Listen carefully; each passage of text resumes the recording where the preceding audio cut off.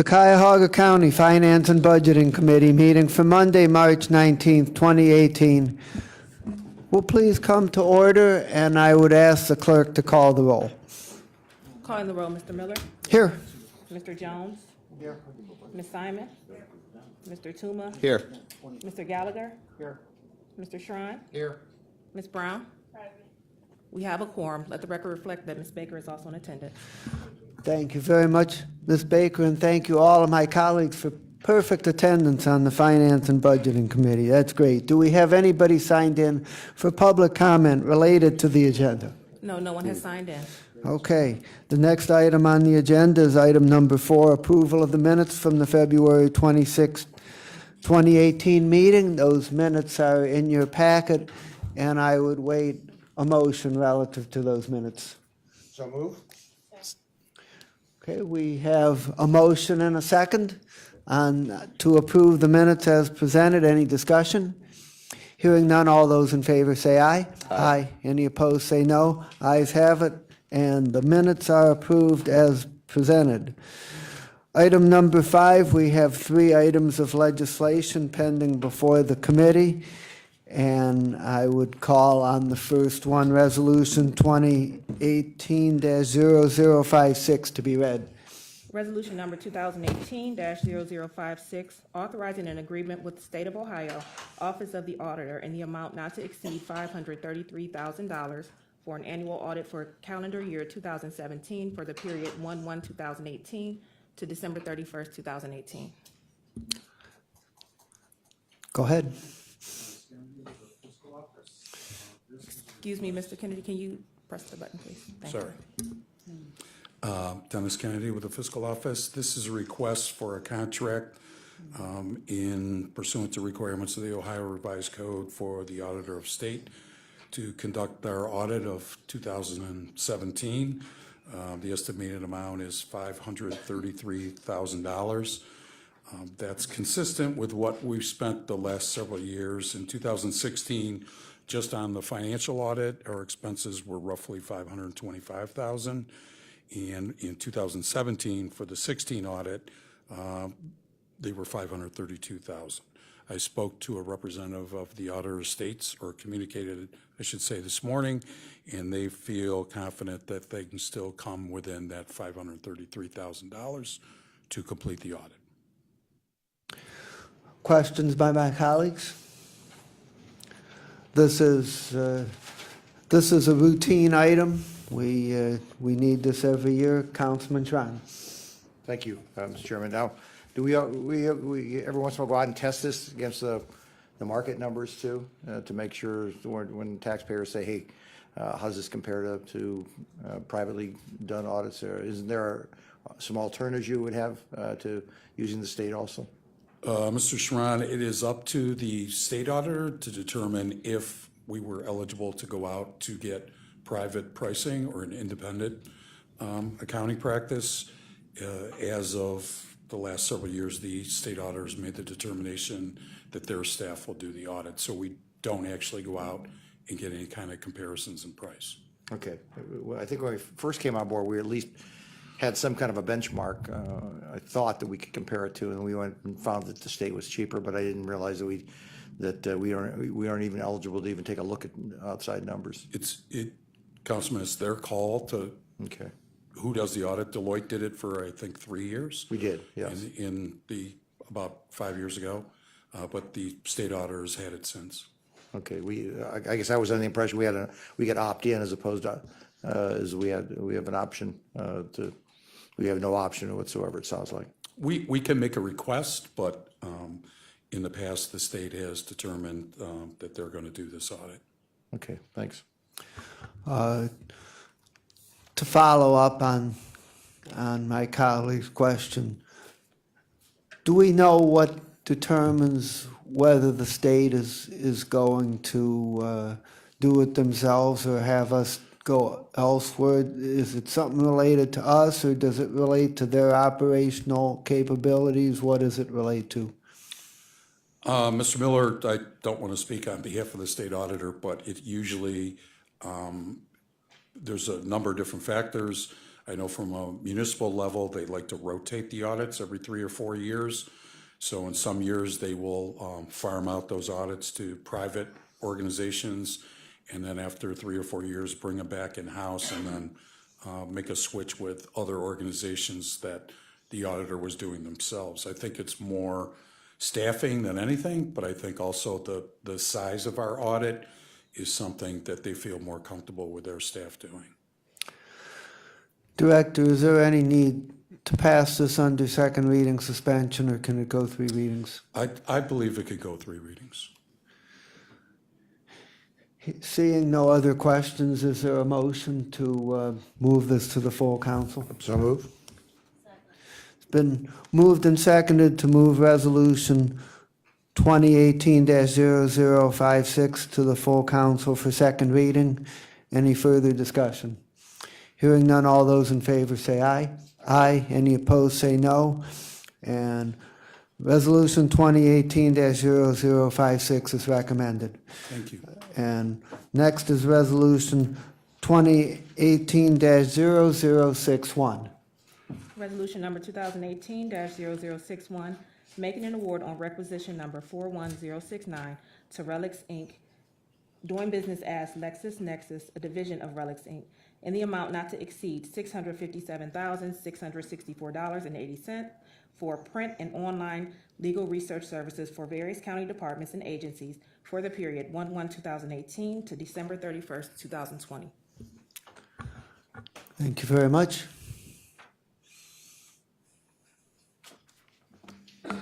Joe Boatwright with the County Law Department.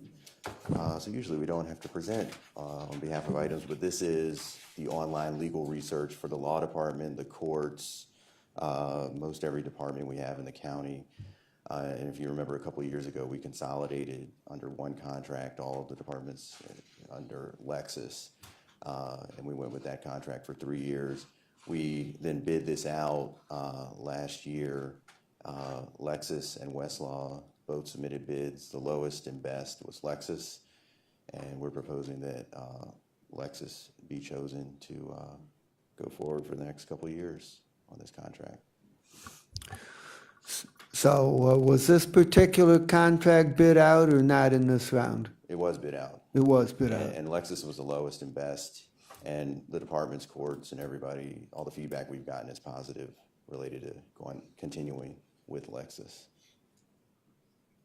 And what accounted for it not coming till now when the contract started on 1/1/2018, and what are we using for legal resources? Are we able to access this pending approval of the contract? Right, we'll be able to continue with Lexis. We've been sort of continuing with them at this point. It was just, the delay was getting all of the departments on board, making sure everybody's happy, making sure we get the best price. And so that's why there's a little bit of a delay. But we got it done as fast as we could. Questions by my colleagues, Ms. Simon? Thank you.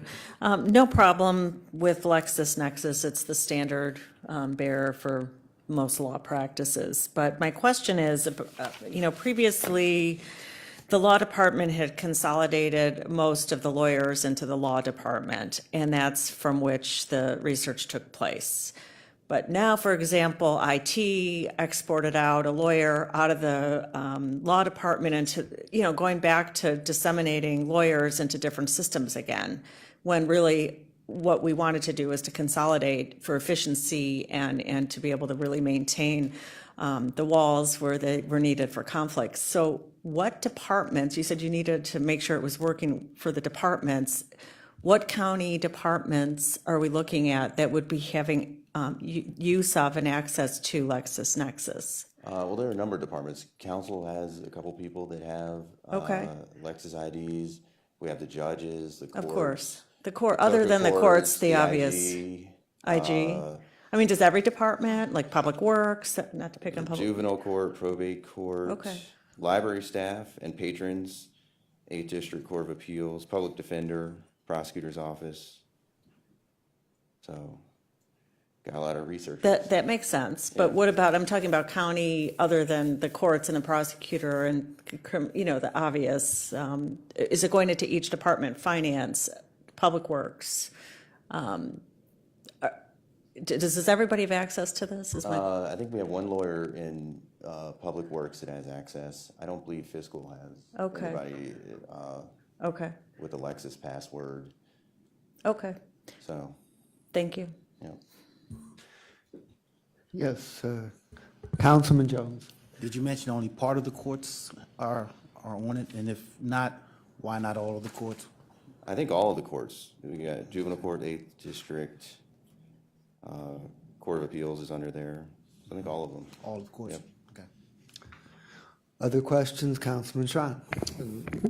Picking up on Ms. Simons, is that you indicate our legal staff within county council has access to it then too? Right. Okay, thanks. Ms. Baker? Yes, thank you. First of all, the county departments and agencies, is there money coming out of each one of those departments and agencies to make up the $657,000? How is that paid for? How is that allocated so that it's I divided? believe that the law department pays the monthly bill, and then possibly at the end of the year, there's like a reconciliation, maybe through chargebacks or something like that, where the other departments chip in for their amount. Excuse me. Yes, if you want to follow up on that. I'm just wondering if Ms. Keenan can shed any additional light.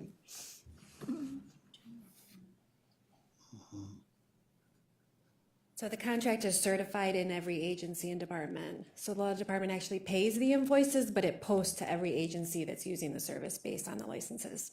Okay, good. So every user is paying, or at least accountable for their portion of this $657,000. That's correct. Okay. Second question. Please proceed. We had a similar, I believe, in Board of Control regarding the patrons using this, and there was a privacy through the library questions about how do we protect the privacy of the usage of this. And I'm not sure we got a real definitive answer on that. I just wondered if you can expand on it. I'm happy to look into the question. I haven't heard about that issue or question, but happy to look into it and give you a response. I think some of the answer was that there was a password perhaps needed, but things like social security numbers and different things that patrons perhaps have access to online for research, how do we guard against knowing they're not going into some territory that is not a privilege of them to use? You'll get back to me on that? Yeah, I'll get back to you. There's not anything that I would know of that the patrons could, any privacy information that a library patron could get at that's not already publicly available. So for example, you could look, if you want to do research to find cases related to whatever issue, you could do that. That's not a privacy issue. Right. I'm not aware of any privacy issues, but certainly if there's a question that's come up before, we're happy to look into it and get you a response. Hey, Chair, I guess if they knew the case number, if they knew some of the people regarding a lawsuit, maybe they knew more than what the average person would know and then had access. I'm curious to know where the library is able to know who has the access to that information and who doesn't. I don't think there's anything, if it's a published case, it's publicly available. So to the extent that somebody can look at that and glean something from it, it's a published case anyway. It's not like you can go onto Lexis and get into somebody's personal information through Lexis. Yeah. It's an online research tool of published cases and statutes that are published by the federal government or the state, or law review articles that are published. Okay. So as far as I know, they'd be accessing information that's already publicly available. The good thing about it being online is instead of having to go through a library and look for the books, which frankly I don't even know how to do, you can just you can just pull it right up online and get the info right there, and it's quicker. Yeah. So If there's anything to the contrary, I'd appreciate knowing if there's any time when in the library they feel compromised. I'd like to know that. absolutely, Thank you. yep. Councilman Jones. Although it is public information, there's a certain degree of privacy in the sense that you don't want those who have legal access just searching individuals that are, that are not for professional reasons. Is that can you speak to safeguards that this program has for someone looking up an X or something like that? You know what I mean? Well, I think- Are there safeguards in place for that? I think there's a number of online research tools that are out there and available. There's stuff that law enforcement uses under the sheriff's department that's not a Lexus item. So law enforcement people can look at stuff, and you see that in the news sometimes, that they look up stuff related to their accident and they get charged criminally. That's not what this tool is. It's more looking at its case law, its statutes, treatises, law review articles, that type of stuff. It's not stuff where you can like snoop on your neighbor. And if somebody were doing that, that might be something that they could get charged for criminally if they're doing it illegally or inappropriately or something like that. But to my knowledge, there's nothing on Lexus that allows you to look at that level of information. Simon? I think the lawyers on the committee can attest that Lexis isn't every law firm, almost every law office. It's case law, it's statutes, it's a tool that's just essential. It doesn't go beyond that. So in terms of privacy, all these cases are published. Right. There's nothing going on with personal information. Okay, seeing no more requests, due to the lateness, it would probably make sense for second reading suspension on this item. I would invite a motion to that effect. Okay, it's been moved and seconded to refer Resolution 2018-0061 to the full council with a recommendation for passage on second reading suspension. Any further discussion? Hearing none, all those in favor say aye. Aye. Any opposed say no. Ayes have it, and it is so referred. And next is Resolution 2018-0062. Resolution number 2018-0062, authorizing a sole source contract with Integrated Precision Systems Incorporated in the amount not to exceed $2,688,573.91 for maintenance and support of the enterprise network security system for the period 1/1/2018 to December 31st, 2022. Maggie Keenan on behalf of the Sheriff's Office. This is an annual maintenance contract for the county's security system, so this is all the swipes and the badges to get into the buildings. And before you proceed, Oh, yeah. I would just bring to the committee's attention that there was to be a representative from the sheriff's office, but an emergency developed, and the person is not able to be here directly. So Ms. Keenan is filling in. Oh, okay. So the contract amount is pretty close to what it was the last time they did this. It was an RFP exemption. It is funded through the Centralized Custodial Service Fund, so the charges post to every agency based on the buildings and the number of badges. Questions? Okay, so this is a basic contract for access control for the various county buildings. I would bring a couple things to the committee's attention from the backup materials. One is that the current vendor was evaluated and received a superior rating on the evaluation, which you don't see that often. And also, it is a sole source contract because we're using this particular vendor's equipment. But when this contract expires after 5 years, we could consider at that time whether we would open it up with an RFP, and if a different vendor came in, they would have to do a conversion from their system from this system to the new system, which would probably involve more money. But if another vendor were really hungry to get the business, well, they might be willing to do it and make it competitive. But as for now, they're proposing to continue with the current vendor for a 5-year contract. Any further questions by my colleagues? Councilman Jones. Since it is a sole contract, how has it potentially grown since previous contracts, the dollar amount? So it stayed relatively steady. We did see an increase in 2017 over 16, but that's because they were replacing out some of the equipment. And they wasn't on the warranty anymore, the equipment. Okay. Councilwoman Brown. Thank you, Chairman. As technology changes, are there any clauses or agreements relative to, updating or things of that nature? I'll have to get back to you. I don't know. And then Councilman Jones asked a question with regards to the cost. So is this there's no increase? Will this be the same rate over the next, through the duration of the contract? Is this the entire?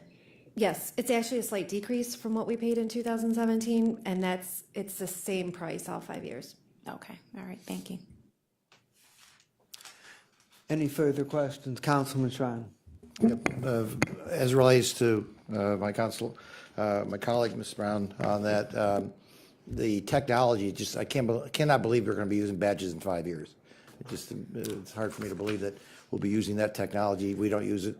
You don't use it when you go through airports and internationally and stuff like that. It's all facial recognition, and fingerprints and stuff like that are being used so many other places. I just hope we're going to move in a more aggressive way, but between now and 5 years from now, that we're not going to be still wanting badges and things like that out there. So I hope you look at it from that standpoint, that we're not tied to this technology for a long period of time. I will look into it. I'll talk to the sheriff's office, and I'll get back to you guys. Yeah. To the law department, does this contract have the standard out clause, so that if we feel that technology is moved to the place where we need to bid out a new contract, that we can do so? Yes. Councilman Schrein. I'm not suggesting we'll even change the supplier. I think the supplier is going to be moving that direction too, to facial recognition. And I'm sure when we get scanned in, as we start as new employees, that facial recognition is going to translate to devices well within that. I mean, I was in Israel 5 years ago, and they were doing that in buildings over there. So I'm sure it's going to be the same here pretty soon. That's 1984 for me. I said it's 1984 for me. But you're probably right. Councilwoman Baker. Thank you. The period 1/1/2018 has come and gone. Is there a reason why it's being approved now instead of before January 1st? That I can't answer. I can ask the department and get back to you. Thank you. Anything else? Is the committee comfortable on moving forward today? Due to the lateness, I would invite a motion for second reading suspension. Is there a motion to that effect? So move. Second. It's been moved and seconded to refer Resolution 2018-0062 to the full council with recommendation for passage on second reading suspension. Any further discussion? Hearing none, all those in favor say aye. Aye. Any opposed say no. Ayes have it, and it is so recommended. Thank you. Okay. Now we come to the first of three discussion items, and item A, response to questions from the quarterly ERP update. We have responses to the questions on your desk, and we have a slide presentation. Who is going to present on behalf of the ERP system? Okay. Mr. Chair, I believe myself and Mr. Carroll will try and lead you through this presentation. Thank you. I know the responses were provided earlier to council for those specific questions that came out of the last update. Is the microphone on? Yes. Okay, fine. Okay. Anything to add to that? So we hope the questions would be covered, and then we had some other kind of related items we were going to put in the PowerPoint as well. So the questions that we'd like to address today relate to some major operational issues with the project. For one, what is the status of the project schedule as of right now? What is the status of the budget in terms of what was originally appropriated and expected versus where we're at today? And then we hope to give you some additional detail on how we think the system will work and what the benefit to the county would be, both operationally and financially, primarily through the use of additional resources that can be obtained once the project is fully implemented. Not the best at this.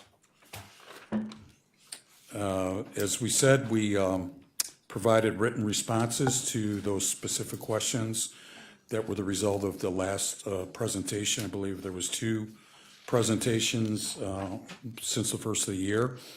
We'll talk a little bit about how the program governance is going to change at this point, update you on the budget and the timelines, and we'll also address the schedule from here on in and hope to answer any questions that you may have. So the program governance was originally detailed in the statement of work that was agreed upon by the county and Infor Cyber at that particular point in time. We developed a steering committee, the executive steering committee that oversaw the operations of the program through a project manager. We have since changed the structure that the project's going to be managed under. Both Matt and myself are co-chairs of the steering committee right now. We also have Douglas Dykes, Mike Dever, and Michael Young as members of that committee. So the operational overview and how we do things has changed really over the last several weeks. And we're still trying to get an update in terms of where we're at in terms of status.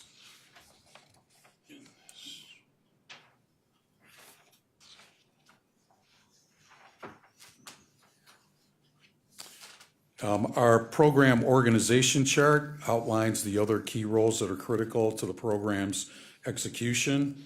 Some of those roles are still currently open. Mr. Dykes can come up in a little bit and brief you all on the challenges that he has experienced in obtaining some technical assistance. I think with the exception of 1 or 2 positions, we're okay as of right now.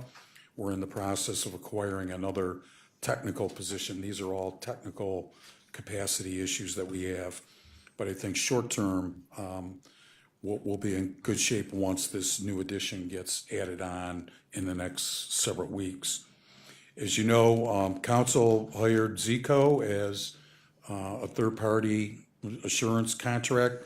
That contract's in place. We've had a number of meetings with the representative, Zig, from that company.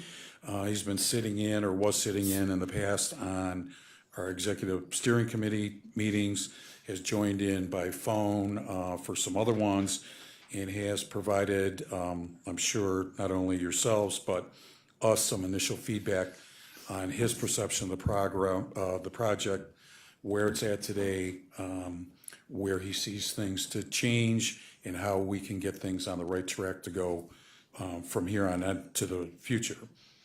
The county had also contemplated originally with the project to hire a third-party assurance contractor. We have made a selection of a vendor, RMS.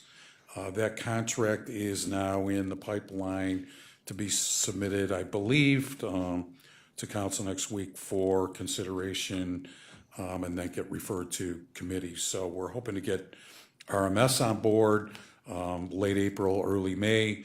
I think the addition of somebody on our side that's here all the time can also give us a wealth of technical information that we've been lacking at this point, and can do a better job of keeping us internally on track with where we're going. Now, that will be more important as we move into the testing phase, not only to come up with a design of the tests, but also to apply strict criteria to who's going to actually conduct the testing, how those results are going to be interpreted, and they can provide us with some additional technical resources that'll help us get through that. The testing is a huge phase that we have to get into.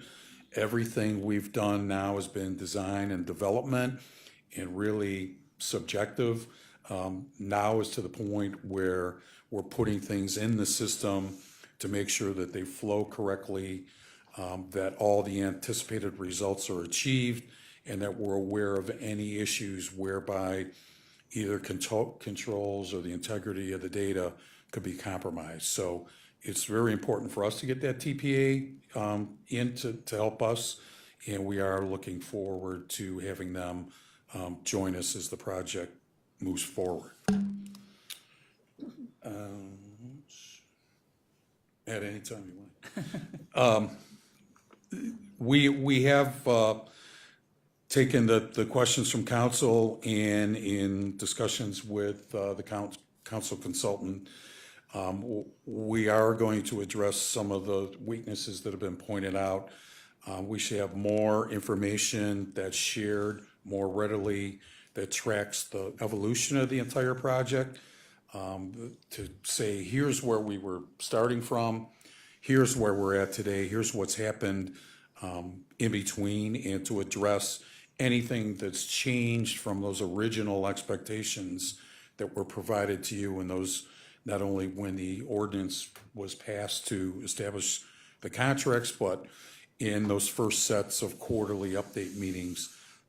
The expectations have changed, sometimes considerably, from those original perspectives. So we're going to work on getting a reporting mechanism so that we can get you that information to both yourselves and the staff fairly quickly, so you're seeing the same things we're seeing, and everybody's more in line with what is specifically going on with the project day to day. And I would just say, members of the committee, that in the questions, the answers to the questions, there is a timeline and budget information that is a kind of a sampling of what you'll be seeing in the future. So it attempts to show, in answering your questions, it attempts to show where the budget is, what have the changes been, where are the major items on the, in the project. The response also had a detailed, every single individual item as well, but there's also a summary page just of where the major items are, where the calendar is. So hopefully that is a responsive to those issues. And we will, as I said, we'll provide those explanations on a regular monthly basis.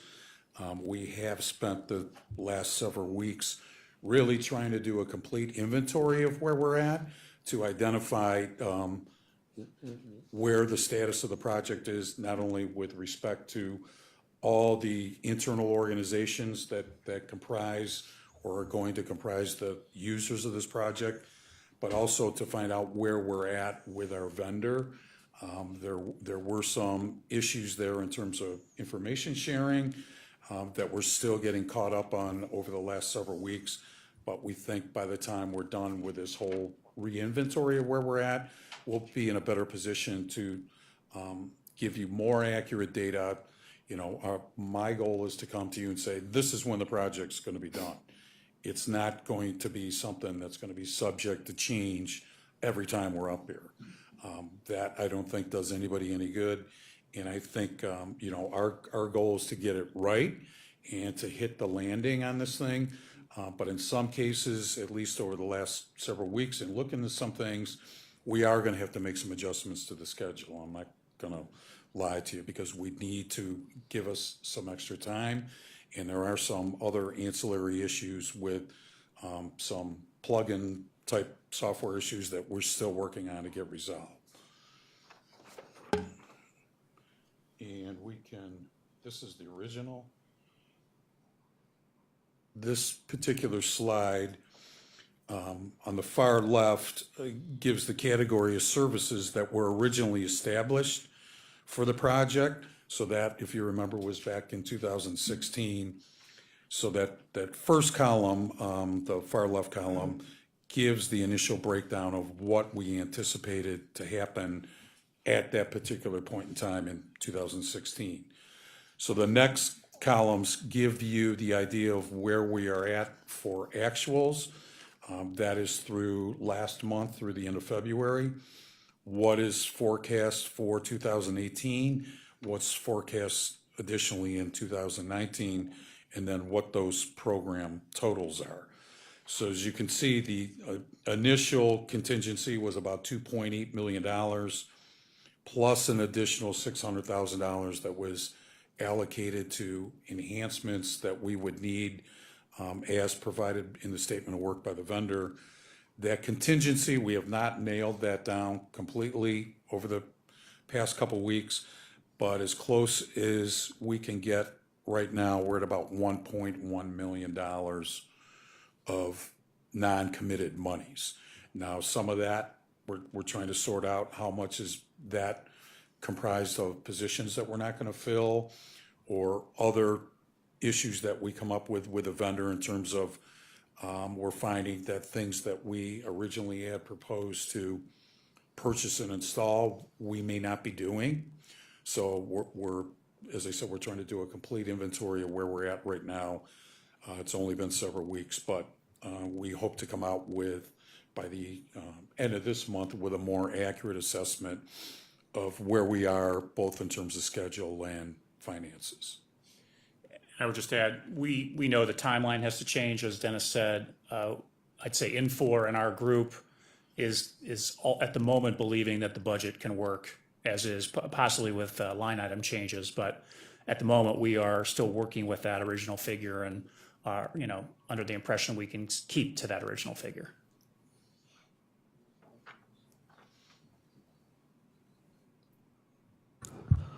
I think we can take a break at this point and take a round of questions, and then we'll try to finish the slides and take a second round of questions at that time. That's kind of a in-between process, and so we'll start with Councilman Tran. Just because the slide we're on, had some questions in regards to ERP support versus consulting services. Could you define those two terms, just so I can understand? I assume that's a headcount issue? Councilman, the consulting services would be what our software and licensing costs were with the vendor. ERP support is primarily additional hires that were proposed to be put on over the life of the project, either through direct employment or contract employees that are operating through the end of the project. You're telling me those are permanent staff, ERP support, that'll come on board? Not all of them, no. So that's temporary support also? I see the number was at 31, and now it's 52. So that's a 60% increase in ERP support. Those are a combination of contracts and employees. There's backfill and support that is on the second line there that pertains to some additional contracts that we need. So if I add those together, we've literally doubled the ERP support if you're adding those two lines. That's your. Again, that 3.15 was the original estimate that was in the proposed contract when the project started. We're not sure that we're going to get to that number. You see the program totals, we have to go through there and see how much was allocated originally and what we're actually gonna need at this point. I guess I thought that the right is telling us where we're going. Right, based on the forecast, the program totals are the 5.1. What I'm telling you is we haven't gone through those entire categories yet to figure out how those original estimates were coming up. You mean 5.2256, is it? That's what I'm reading. This ERP support indicates that it's gonna go at a 5.256 as opposed to 331.50. And you combine that with the budget overall of the PGM needs, are you telling me that those two are gonna get added together to equal what the ERP support initially was forecasted to be? It could be. Well, all I'm trying to do is understand where we're going versus where we said we were going to be at the very beginning. The left is where we said, and the right still comes up to 25,000, but we're moving pieces on the chessboard, it looks like. And ERP support, if I understood it, was going to be a combination of internal, and then I thought I heard you also say outside service support is part of that number. Yes. Could you break that down so we get a better understand what are internal versus external? Because if I'm looking at that, everything external theoretically could also be added up into your consulting services because those are coming from outside third parties also. Right. I'll get that to you to break that out. Because I'd love to know. And then ultimately, what are we actually adding of internal support that's going to go in there as a long-term? I looked at this as project, not necessarily continually process. And so the process is the permanent that you're going to be building into these budgets. The project is, this is going to have an end at 25,000 when we get done and you go live with this thing. And then it becomes operational expense. Well, Pass that down. That's all I'm asking is, tell us when it switches to operational so we can be looking at that from continual operational budget versus the what we got budgeted here out there. Because it looks as though the ERP support in the PGM is doubling what we said was going to be coming from. If the number stays the same, it has to be coming from someplace else. If the total number is still 25,000 on both columns, then you're taking hours from someplace and putting them into those two outsides, into additional outside service support. And I guess one of the things that this says to me is that you said that Zico said that they indicated that they're going to help us get things on track. Is that, if I thought I heard that, I think I wrote those words down correctly. Is that correct? That how can we help get things on the right track? Well, I think the biggest thing was for us to get an accurate understanding as to where we were actually at with the project, as opposed to what information was available a month or two ago in terms of the project schedule. I mean, I've had a number of discussions with the Infor folks who prior to that, I did not have any governance role with that contract. So there's things that are coming out of those discussions that I think are going to impact both the budget. If you remember, the original budget of $3 million for support was over the life, and as you say, dedicated to the project. I don't think there was ever an expectation that those costs were going to go up to whatever that additional employment package was of 30 individuals. That was proposed last fall. We've pulled back on that, and I think we still have to do some additional drill downs on those numbers to see where we're going to be at and who we actually need over the course of the next several years. Well, it just looks like we're moving things around over on these line items. If those two line items are now double what the ERP initial support was, that would tend to support your comments that how can we get these things back on track, which was a Zico related comment, I think is what you said. And if you notice, this projected timeline and budgetary amount was through February. Matt and I didn't get involved until like 2 weeks ago, so. You guys, you're gonna have a honeymoon with this body up here, I'm sure. Not a honeymoon, but, Well, we need to get an accurate assessment of where we're at.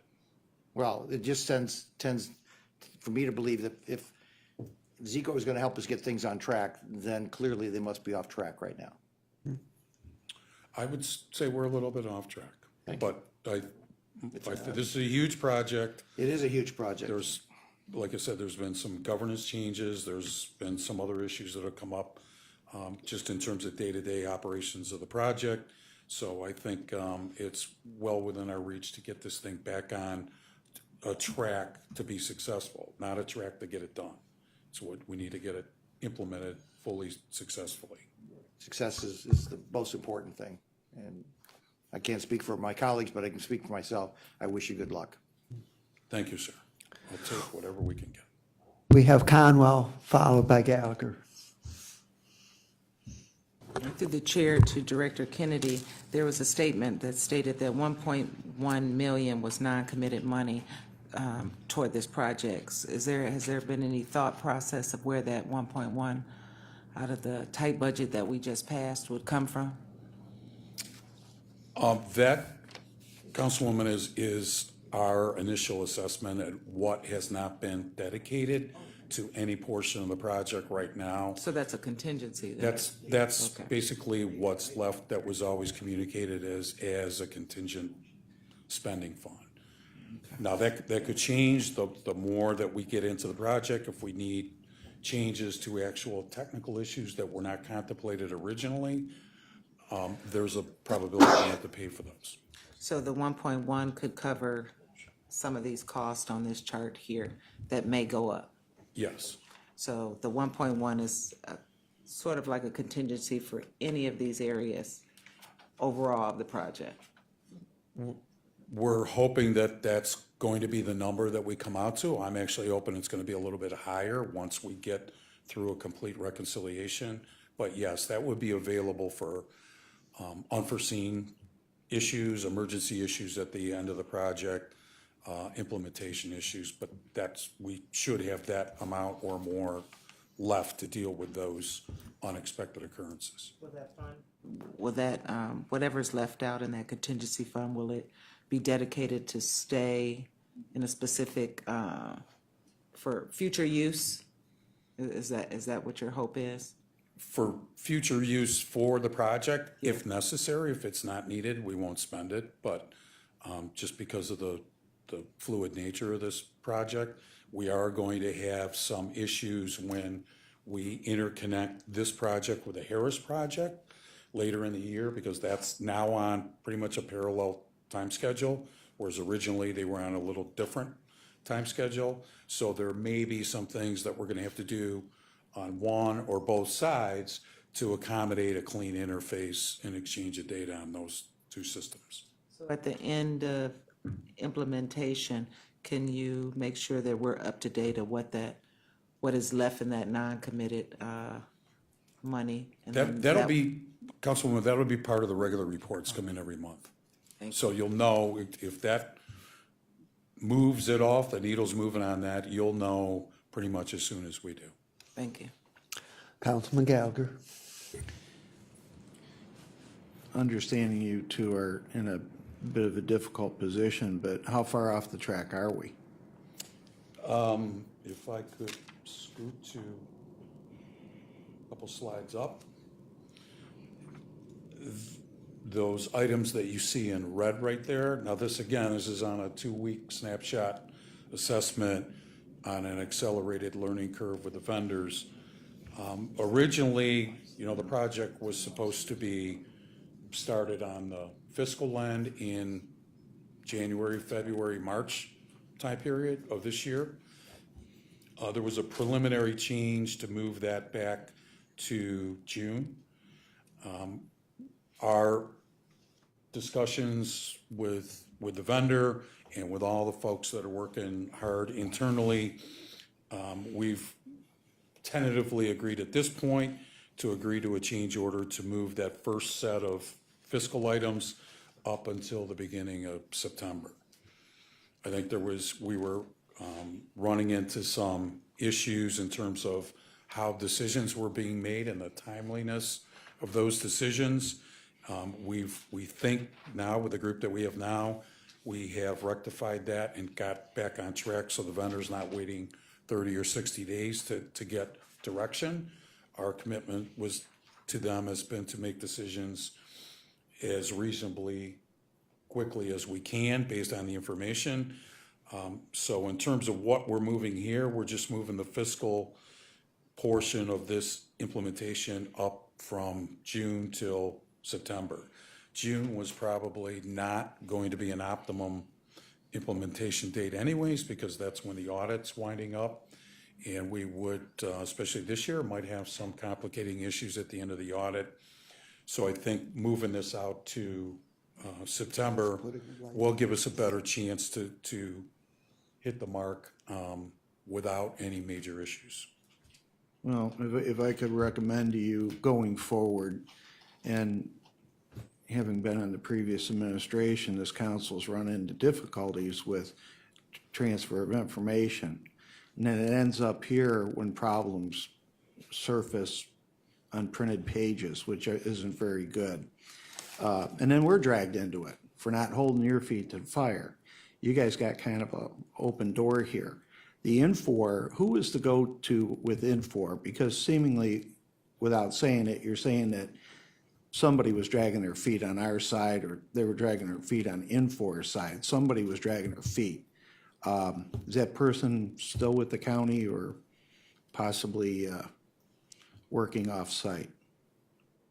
Would you care now? Through the chair to the councilman, I don't think it's any one person. I think the process, some of the scheduling got behind for various reasons. And, Infor has tried to work with us. I think all the departments involved to try to work on it. I don't know if we have a specific answer. I think at this point, with the transition with IT leadership, we have a very activist steering committee now. I think our feedback from Zico has been positive as to the changes that have been made. So I wouldn't be in the best position to diagnose exactly what happened, but we think we've improved the process. And it's unfortunate that we're here. But, and this isn't for you, but you can take this back to the executive. I believe a bonus was paid out at least last year to somebody involved in this to find out we're off the rails and bonuses are being paid. Now, I know going forward, we're going to be doing away with that stuff. And this is a perfect example of why it shouldn't exist in government. Perfect example. So I would expect from you two gentlemen, when you come up here, tell us the truth, as bad as it is, because we're going to hold your feet to it. And I'll just make a statement. The $25 million mark, I'm sure you're going to church every day on that one, because I got a feeling you're going to be coming here real soon telling us that's an unreal figure. And I would hope that Z that we brought in has been making suggestions. I hope they're being listened to. Because we'll be hearing all of this now, because now that our backsides are in the fire with you, we're going to expect the truth to come out, and that always has not been happening, especially with this. So good luck. Thank you, sir.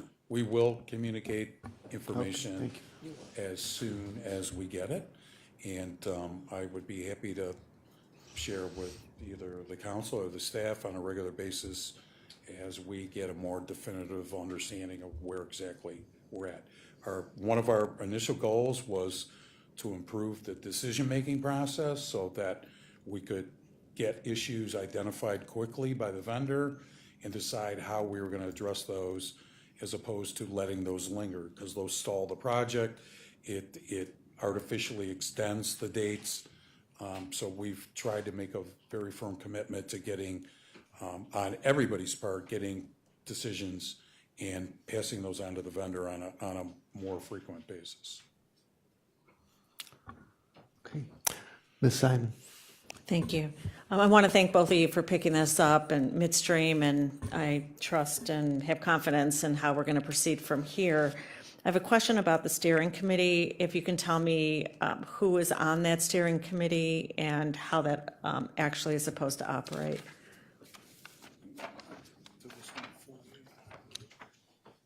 Through the chair to the councilwoman, right now it's Dennis and myself, Douglas Dykes, Mike Dever, Michael Young, and then as it says on the slide, others are participating. There's Infor participation. Zig has been, I believe, at every meeting since he started, either in person or on the phone. And then we have others that occasionally participate, but that's the core group. Yeah, I saw that, but I wasn't sure about the other members. And I understand there were recommendations made by the steering committee several months ago about moving forward, and those recommendations were ignored at best. And how do we know going forward that recommendations of the steering committee are going to be taken seriously? And I guess what I'm going to secondly ask is any recommendations of the steering committee will come to us, and we have our representative there now, but is that something when you report to us can tell us what's being recommended out of that committee? To the councilwoman, yes, it's all documented. Obviously, with Zig there, he can also report as much of the detail as he wants. There's some, really minuscule detail and some more high-level detail. So that's wide open. Okay. A couple of further questions. I know that our consultant said that there needed to be a segregation of operating and project money, and there might be some money that's actually operating money that needs to be accounted for separately. Could you comment on that? Yes, Councilman, we have talked to the council consultant about that.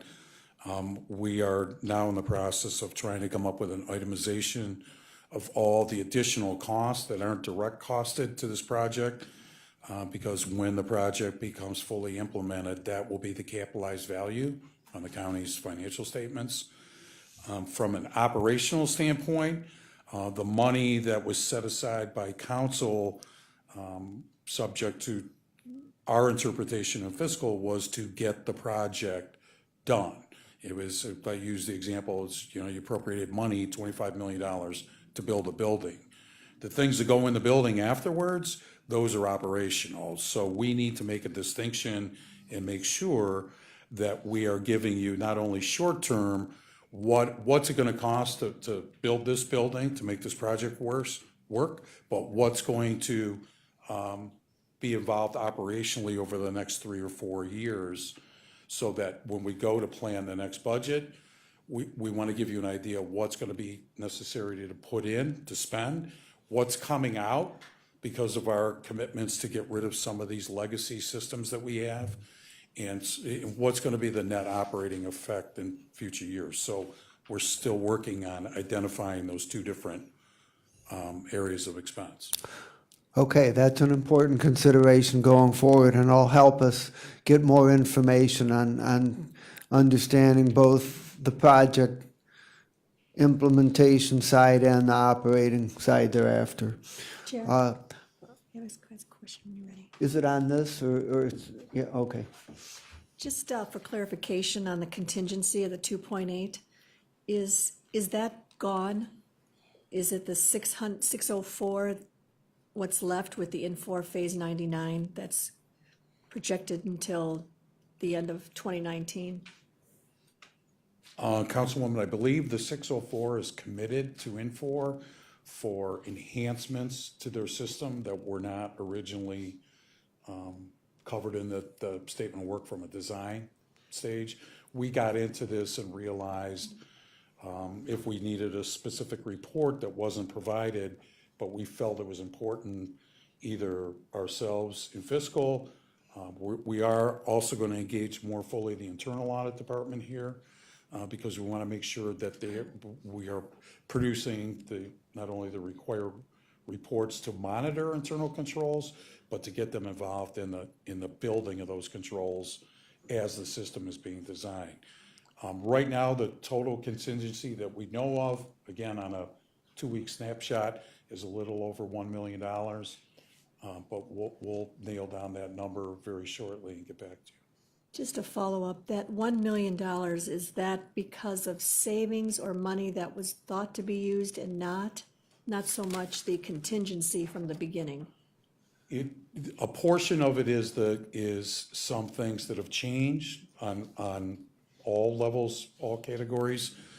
Some of it is partially attributable to us not filling all those positions that were brought up late last year.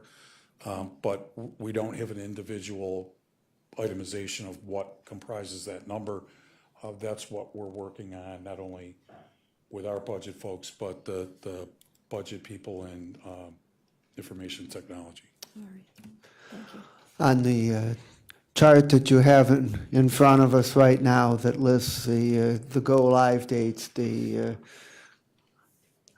first two items on the most recent report in sanitary and GIS is for 3/19/2018, which is today's date. Is that in fact happening? That, I believe they're still on schedule, and they might.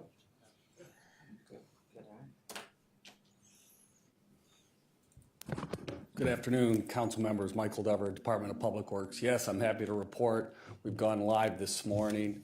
We've done roughly, based on the email I just received, 35 work orders out of sanitary and 5 out of print shop. So we got 40 up right now. That's a significant accomplishment. We're underway. Yeah. Okay, Thanks. thank you. Okay, and also on the same slide, our consultant suggested the possibility that there may be too many different go-live dates with too many different elements, making it more complex than necessary. Is that under review? Yes, sir. I would agree with that assessment. So there will be a revision that reduces this to a smaller number. Is that correct? Our hopes are that we can consolidate some of these switch dates so that we can maximize the resources that we have as opposed to incrementally turning on. Some of them are tied into previous go-live dates, so there does need to be some spacing, but we are looking at that revised schedule to see what we can do to consolidate it. Please proceed. Oh, do we have a question? Yes, on this slide. Okay. That slide wasn't initially in the first part of the program, but it got opened up, so, all right. With the red dates on there, and we pushed them back, does that mean that the consulting is going to level out during that period of time, or are they going to pick up? Because if it levels out, as we all know, time equals money. And every one of these are 3 months longer. Is the consultant on staff for those three months at full staff, or do we level them out? I believe they are going to continue to be on site. Yeah, so what they did is they picked up an additional 3-month contract basically for that period of time, because they're now, if it was scheduled to go live in June and now it goes live in September, they're here for that continual period of time.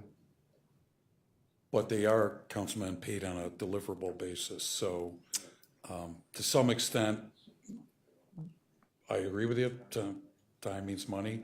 But in some of these cases, these are going to be deliverables that will be billed to us once they're installed and up and running. Right, but when these dates start to get pushed back 3 months, is it fairly logical, at least from our consultant, that it's going to cascade down into other dates that are going to go later into the system?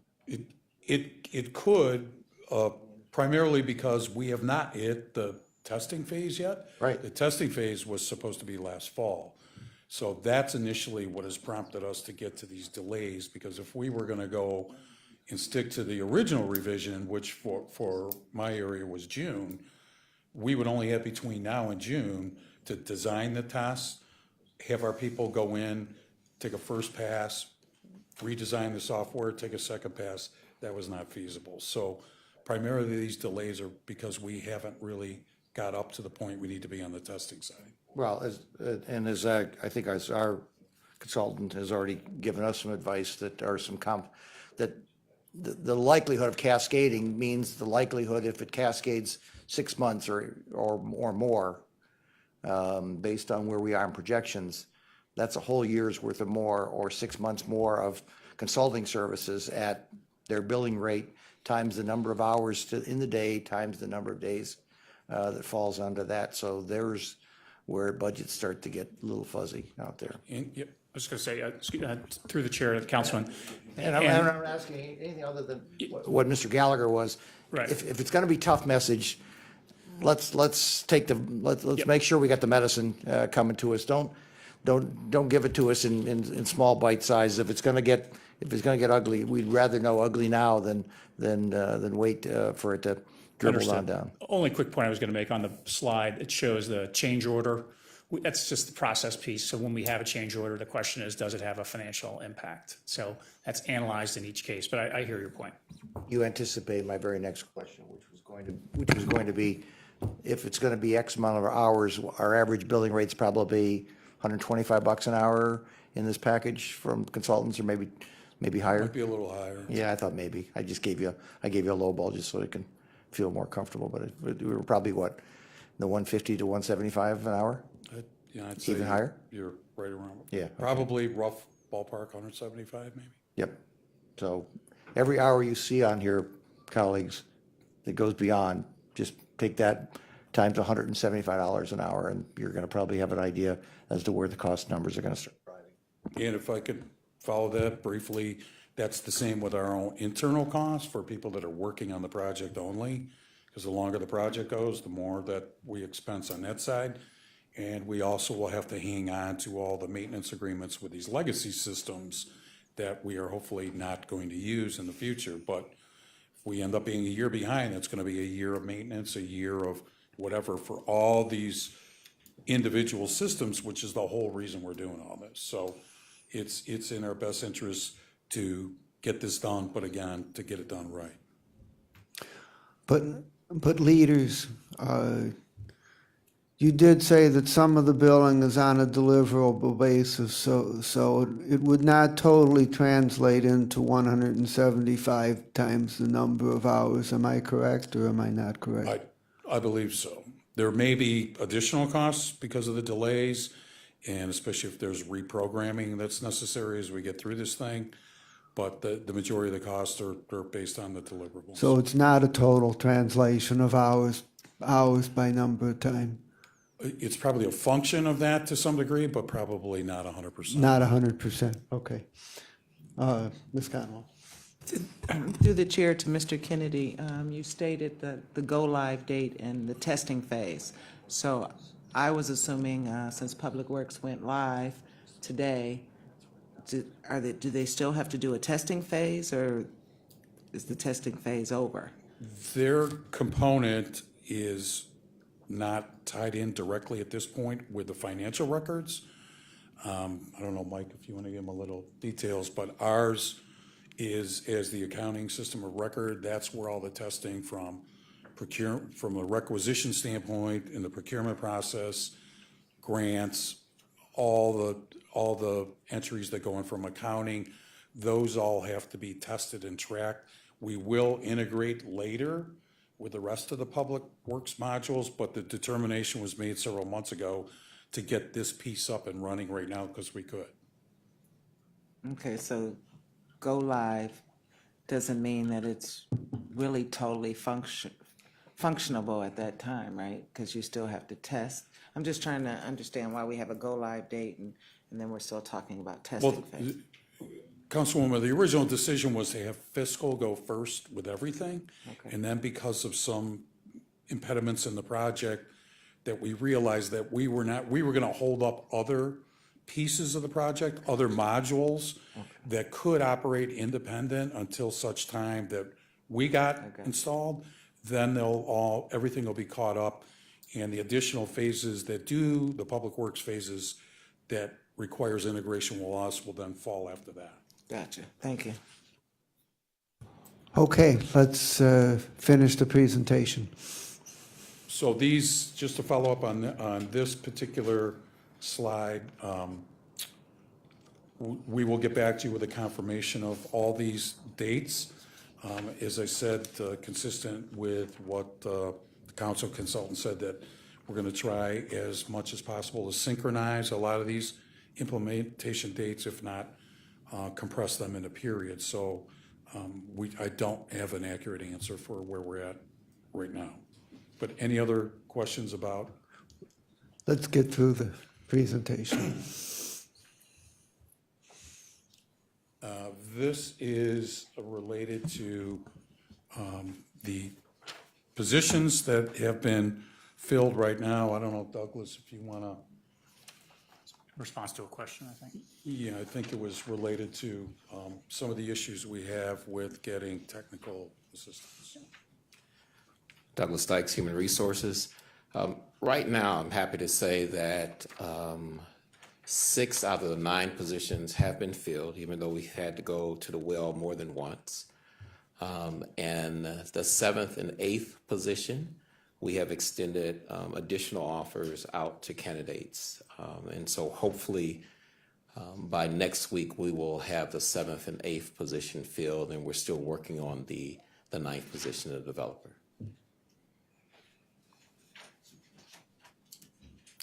I have a question. Okay. So, does this basically complete the presentation? That's the last slide, I think. Yeah, okay. Ms. Simon? It's on this question, it's on this slide. What, to Mr. Dykes, Director Dykes, are you using third-party search firms to help recruit qualified people to come in and help with the ERP process? No, we're not. We are doing sourcing ourselves, so we're actually going into some organizations that we know have N4 expertise, and we're asking them if they would like an opportunity to work here at the county since we're at the beginning of the implementation of our project. That has been inviting to some of the people, but we are not using outside sourcing. We're sourcing this all ourselves. So you anticipate filling the 9th position and being able to be work full steam ahead then with your staff at capacity for the Yes. project? Yes. So there's no need to go to other means because you feel you'll be in a good position to move on a timeline and keep up with it? For right now, yes. Okay. Yes. I'm assuming you're not going to other third-party agencies because of the commissions and the cost involved with that? Absolutely. Okay. Ms. Conwell? Through the chair to Director Dykes, down this list it says candidates withdrew based on compensation. Yes. So when it came back to you in terms of this, are you increasing the salaries that are going to be offered? How is the salaries, how were they determined? And now that you see that people aren't accepting those, what's going on with that part? When you look at the top 6 positions, 2 of the top 6 positions there, we had to increase the salaries by a little bit. A couple of $1,000s. I think one may have been $3,000. And that was for the 2nd or the 3rd or the 4th candidate that we offered the job to.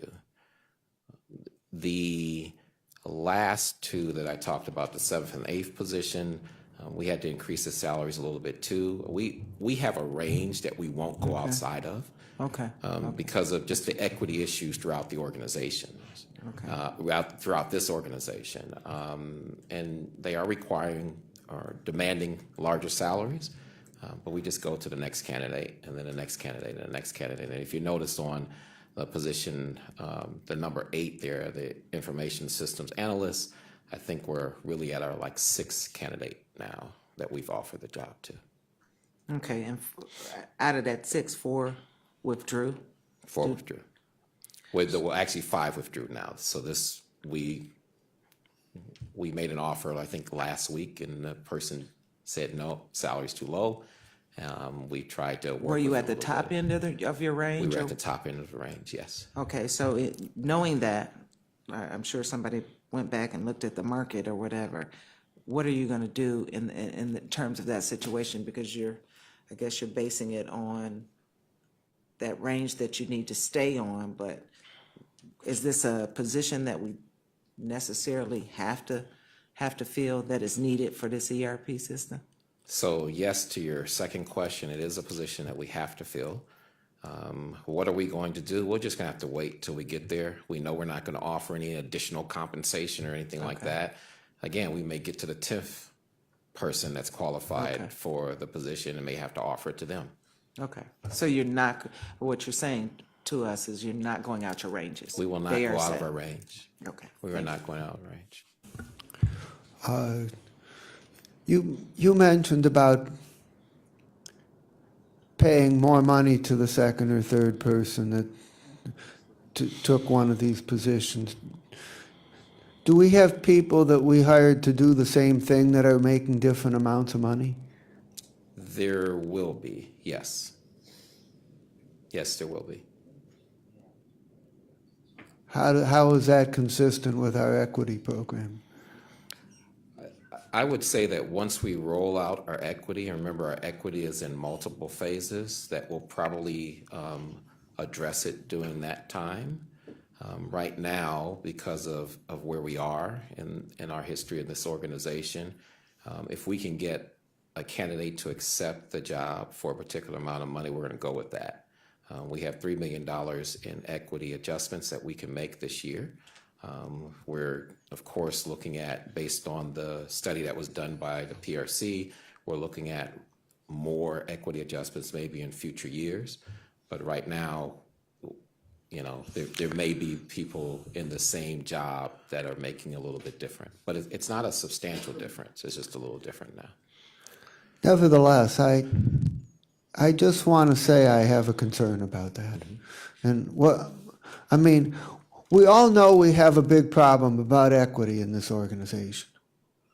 And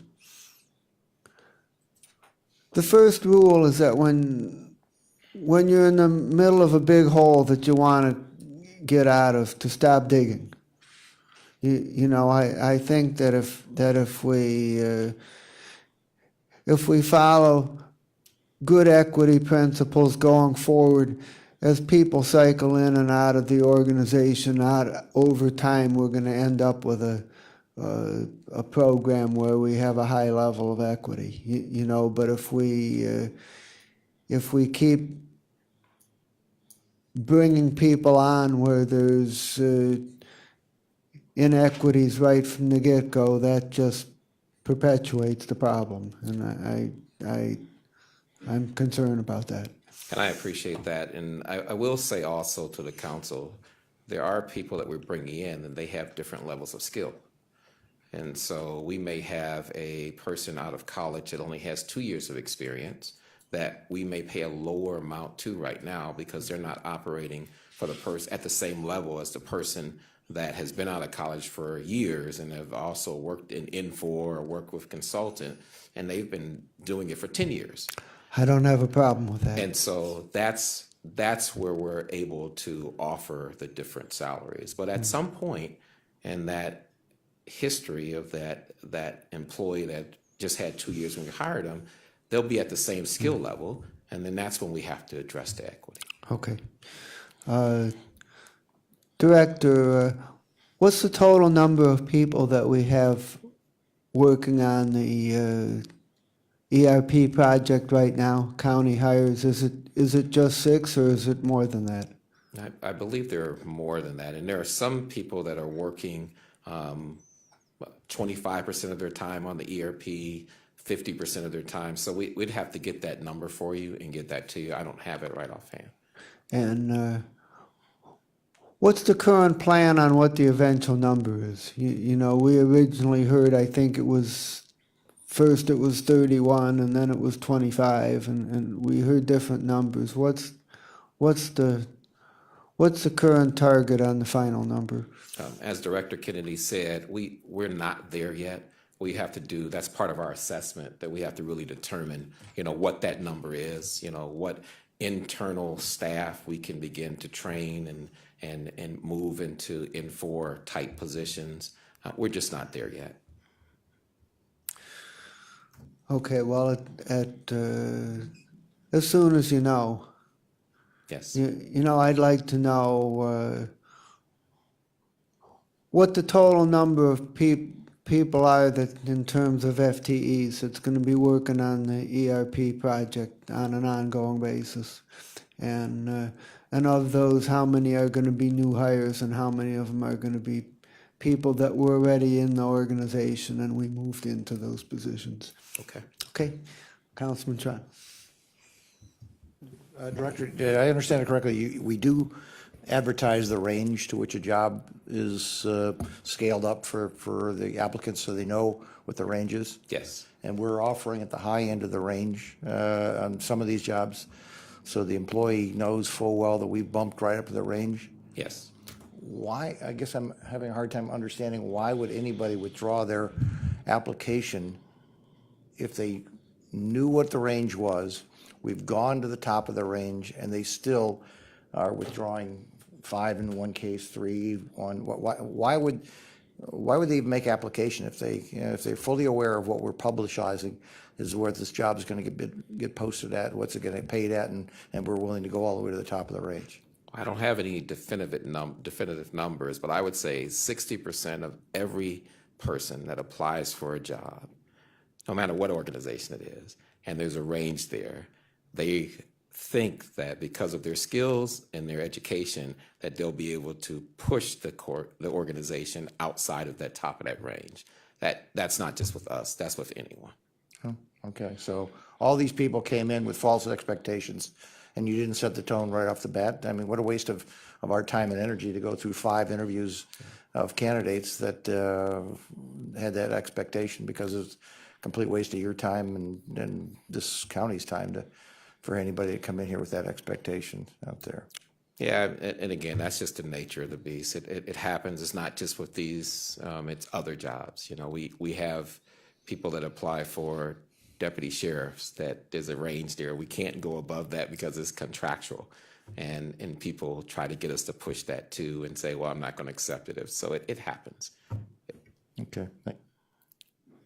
Mr. Chair. And then Simon. Go ahead. I was just going to piggyback on Councilman Tron that perhaps, there's been some scrutiny from the media about the department and what's happening at the county. I don't think that's helped. I don't think it's simply just a mass, maybe that's what you were trying to get at. But yeah, we've got some cleaning up to do with image. There's no doubt about it. So I'm hoping this is the beginning of that. Yeah, we can only go based on what people say they are not accepting a job for. And it's because of the compensation. That's what people are saying. Okay, Ms. Conwell. Can you send us, Director Dykes, the range of amounts for each of these positions? Can you send us? Sure. For each one? And then the new hires, are they required to do any testing with the PRC for these jobs? Yes, so most of these jobs, and I'm sorry I don't have that down here, most of these jobs are classified positions, so they go through the PRC process. Okay, so are they going on Councilman Schron's point, are they doing the testing and then with? Oh, yes. Not They're saying, doing, so more if there's a cost. test associated with a particular position, they're going through the whole process. Okay, so Yes. is there any way that we can, I guess when they're testing, I don't know, talk to PRC, are they letting candidates know, or are they able to let candidates know that this is strictly, to reinforce it when the testing begins, that these jobs are only in these ranges? They cannot, due to budget constraints, move outside. We can do that. I will tell you that and we'll work with the PRC to do that maybe at the point of the test, when the test is being administered. Before we sit down, so after the tests are done and we get ready to interview the candidates, my staff lets the candidates know what's your salary requirements, because here's the top. So we've taken a second bite at the apple. And people still go through the process and they interview and they still come up and say, can you offer me more money? We say no. And they say, well, I'm not interested anymore. So they have two bite at the apples for this. But again, that's no different than any other job, you know, in most organizations. The PRC is such a small organization, so now we're holding them back. So I'm just trying to think of a better solution in terms of these jobs. For the ones that have been rejected, I guess, the most, is there a big market for these individuals out there? Yes. That might be why. There Okay. is. Thank you. Okay, thank you very much, gentlemen.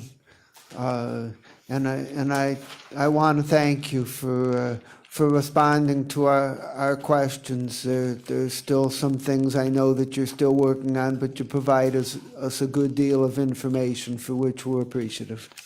Thank you. Thank you. Okay. Moving along, next item on the agenda, and this is going to be quick. The update on the 2017 year-end results. I just wanted to remind everybody of what came up in the last discussion, which is that for 2020, we have a structural deficit of about $32 million. And I would preface that by saying it's not unusual in the early part of before you start a budget process for there to be a projected deficit. That's not unusual. But the fact that we're recovering from the loss of the Medicaid sales tax revenue and some other problems give it a greater solidity. And so 701.09 of the county code provides for a planning process for when there's a structural problem and a problem with maintaining reserve requirements. And I'm not suggesting that we're going to do a formal invoking of 701.09, but I think it will be advantageous if we work together and do some long-term planning around ways and means to squeeze our county general fund operation into the resources we have available by 2020. In the past, when we've had to deal with these things, we've sometimes gotten cost savings proposals which have come in late and have not been very well vetted and ended up either we couldn't implement them or we did implement them, but they didn't produce the savings that were projected. And so I'm hoping that if we allow a longer time frame for this process, that we can do better at making the necessary adjustments. So I'm just going to say that through this committee and also through ongoing discussions between the council and the administration, we're going to work on this and make some progress. So that's that. If anyone has any comments on that, otherwise we'll move on to item C. And as everybody recalls, 3 items were held back from the last full-scale fiscal agenda that we had. There was one related to the additional $2.7 million in Health and Human Services money. There was one related to communication staff and one related to HR staff. And I would bring to everybody's attention that Director Dykes has withdrawn item 3 from consideration the one related to the HR staff, so we're not going to deal with that one. But we're going to hear the other two, and I would call forth Director Walter P. If you could join us, and what I'd like, if you could explain to us is how it is that we received the additional Health and Human Services money, and how the particular allocation of those additional resources was decided upon. Okay, Walter Parfiowitz, Health and Human Services. In November, ODJFS issued a redistribution process to all 88 counties. The process included each county stating that you would use all of your resources that they provide, or you could release resources that they provide if you weren't going to spend. This was done at the end of the federal fiscal year this year, so it gave counties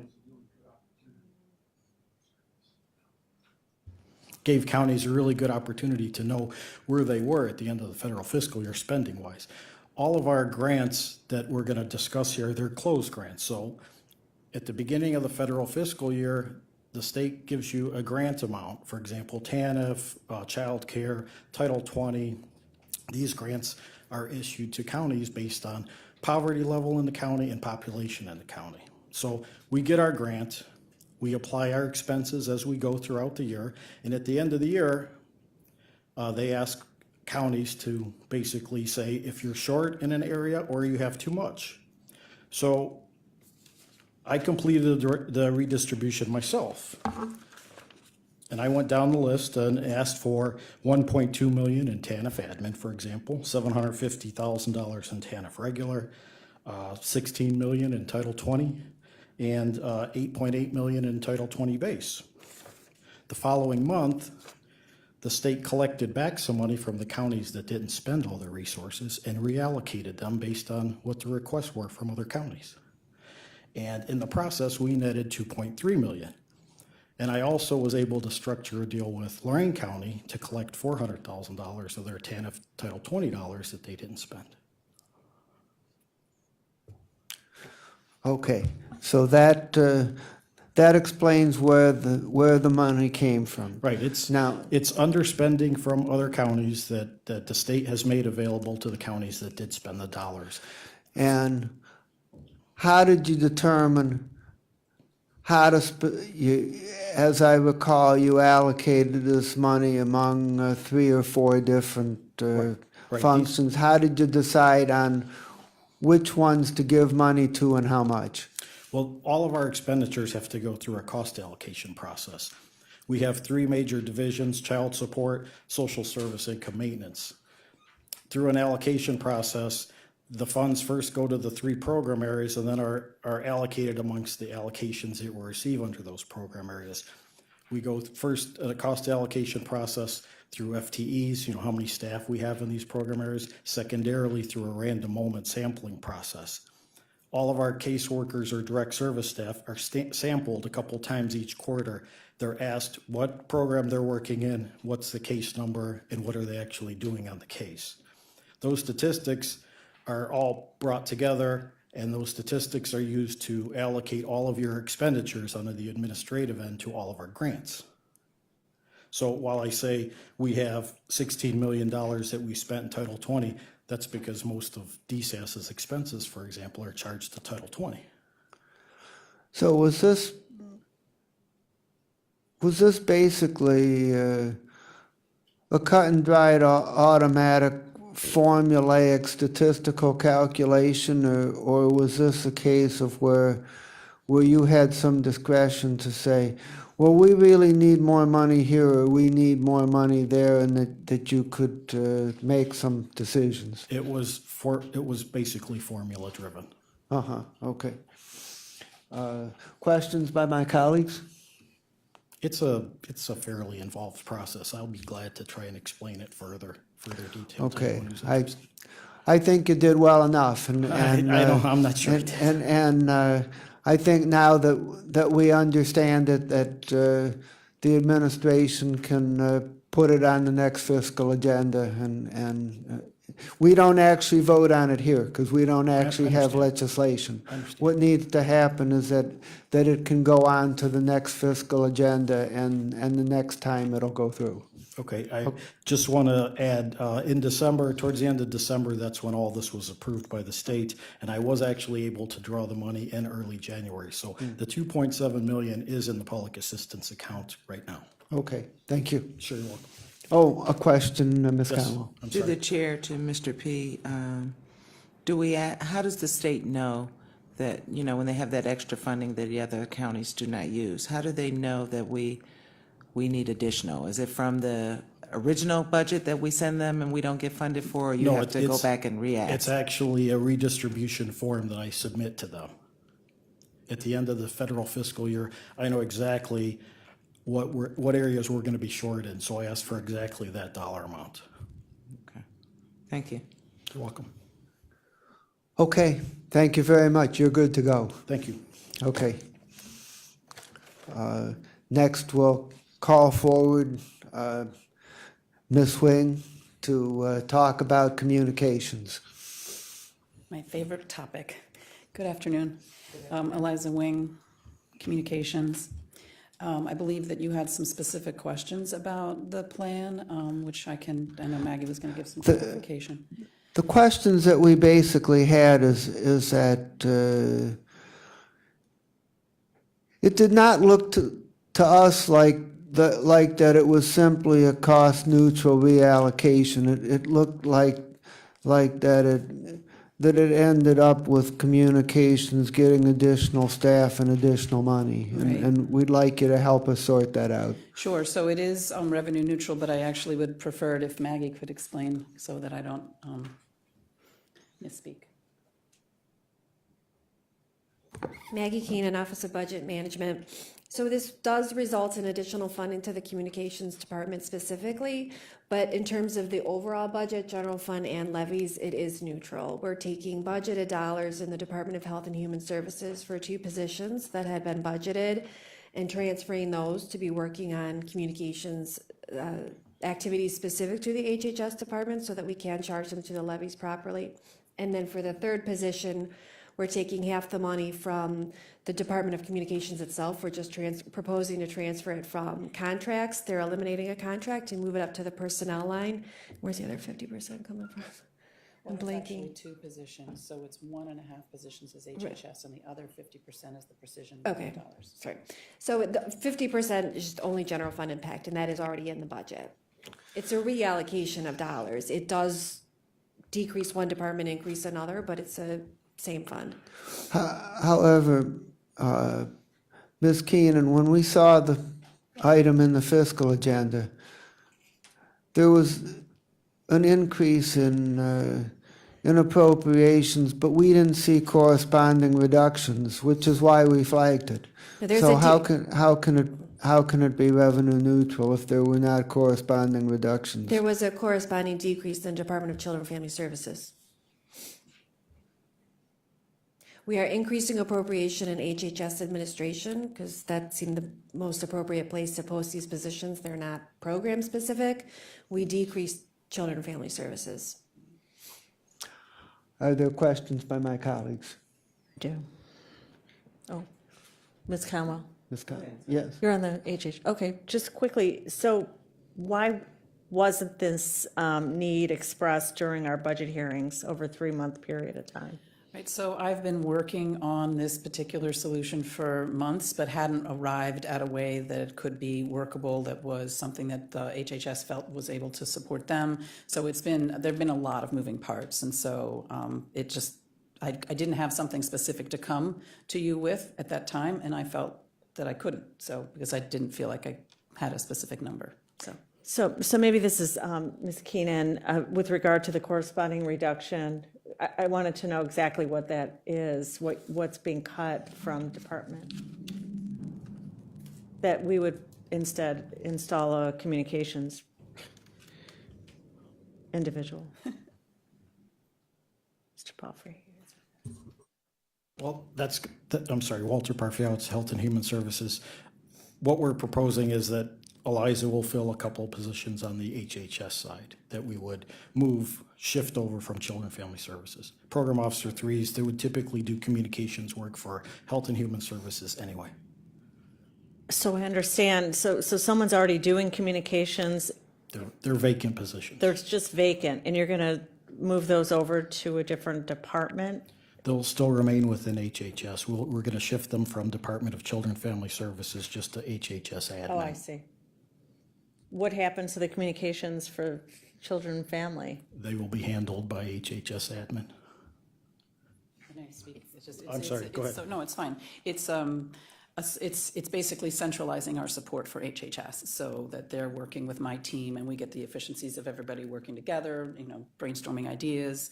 And that's really what it's all about. So it's a much more efficient way of managing the group. So are they going to be working out of your office or out of the HHS? So they'll be in my office, but then also obviously going out to the different HHS areas so that they maintain those relationships. So who was doing it before at HHS? They're vacant positions, for how long have they been vacant, and who is handling the communications? They've been vacant for about 6 months now. And we have Deanna Kirkpatrick, who's our Director of Communications over on the HHS side, handling most of this. And so she's going to be not handling these anymore? That will be, She actually works very closely with Eliza Wing. okay. That's it for now. Thank you. Ms. Conwell? So who would be their supervisor? So the funding is changing to accommodate what office they're moving to. Is the structure changing in terms of who they report to or whatever? So I just want to be clear that the funding is not changing. So the Division of Children and Family Services and HHS admin are funded through the same revenue pools. The allocation of the federal money is dependent on the RMS, but ultimately it's the same funding source, and they will report to Deanna, I believe, right? So they'll still report to HHS. Okay, so even though there's, the money balances out, won't there be a line item change in somebody's budget? Right, which is what Okay. we're talking about right now. So that was the request that was presented to council, was move the appropriation from DCFS to admin. And then Okay. we do have a corresponding transfer in communications. And that's only, which figure is that? From my sheet, which item that is? See, okay, it's not the see, I'm looking at, communications, the 18,000, I'm like, That's who gets probab- paid? That's probably no, but that's only a portion of their salary. Okay, that's, you knew what my next question was, okay. Any other questions or comments about this item, Ms. Simon? Just a concern I have, and I'll be looking at this out of this committee, of preferring to have the resources going to direct service rather than another layer. Although it's not another layer of communication, you're trying to eliminate the layers, I think. But I'm going to look at this, I think, because we're struggling with the levy and dollars and future sustenance of that, and now to be using it instead of for the people on communication, when we have a pretty healthy communication department, healthier than we've ever seen. I'm going to be, looking at this, and I prefer it really going to direct service to our residents who need it the most. That's just my opinion. No, they're at, no. We can hire. So, where we're going to leave this, I think there's two questions here. One is that if this comes up in the future, that it needs to be presented in the fiscal agenda in a way that's clear and understandable, that we know what's moving where, and hopefully if you bring this back, that you'll alert us to it so that we can be aware of it. The second thing is that, as Ms. Simon pointed out, we passed a budget last fall, and what it basically involved was saving a good several $1 million in HHS by essentially eliminating a good number of vacant positions. And we have concern about the the direct service vacant positions being eliminated, but the communications vacant positions being filled. And as we look forward, we just talked a couple minutes ago about the $32 million shortfall. And when you have shortfalls like that, even though we're talking HHS here, but we have shortfalls in HHS as well. And part of the way that you correct shortfalls is that not all of the vacant positions get filled, and we have to figure out how to make it work with lower headcount. And so what I'm suggesting is that there's going to need to be an ongoing discussion between communications and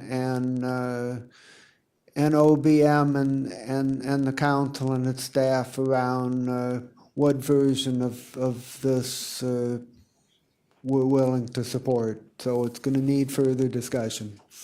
So if I can just clarify one issue, we did not cut vacant positions in the budget.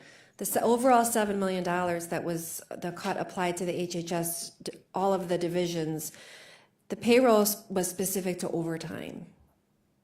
So we didn't cut positions. We're just assuming that we will be able to decrease the usage of overtime. And so far through this year, we have seen a decrease in overtime, but they weren't positions. Okay, fine. I appreciate the clarification. And the one other thing I want to say is that earlier in the hearing, someone mentioned the fact that we've had some negative storylines. The only way to combat that is to have an aggressive and really good communications push, which takes people. And, you know, the narrative provided by all of the positive work that is being done, especially in HHS, needs to be stronger. And so that I just want to say that I think it's an important point. We're willing to continue to discuss this with you, but based on what I heard from colleagues, I don't think that we can just give you the green light at this point and say that it's good to go. But we invite further discussion, and as you know, we don't actually vote on this today because we don't actually have legislation, Right. But we expect that when the issue is resolved, that then it can appear in a future fiscal agenda. So we'll continue to work on getting there. Okay, thank Okay? you. Thank you for your time. Okay, thank you. Yes, Ms. Conwell. Through the chair to Maggie Keenan, can you send us a chart of which departments that overtime was? Yeah, Thank you. absolutely. It's a follow-up to that question, and the names of the people who vacated, because they've been vacant, and I want to know who was filling those positions. In the program officer positions? Yeah, whatever, Sure. yes, thanks.